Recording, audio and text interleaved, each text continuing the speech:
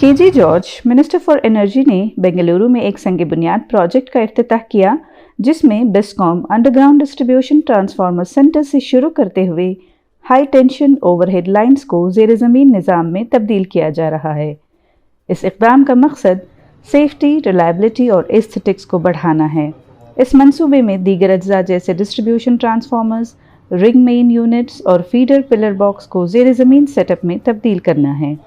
पैदल चलने के लिए महफूज और रुकावट से पाक रास्ता बनाने के लिए मल्लेश्वरम वार्ड में मुकम्मल ज़ेर ज़मीन निज़ाम के लिए एक पायलट प्रोजेक्ट नाफिज किया जा रहा है। अंडरग्राउंड डिस्ट्रीब्यूशन ट्रांसफार्मर सेंटर के फ़वाइद में सबसे अहम एक महफूज माहौल है। ये प्रोजेक्ट ज़मीनी वसाइल के इस्तेमाल को भी बेहतर बनाता है। ज़ेर ज़मीन निज़ाम बरक़ियालात को शदीद मौसमी हालात से बचाता है और ऑपरेशनल एज में इजाफ़ा करता है। साथ ही शहरी इलाके की खूबसूरती भी बढ़ जाएगी।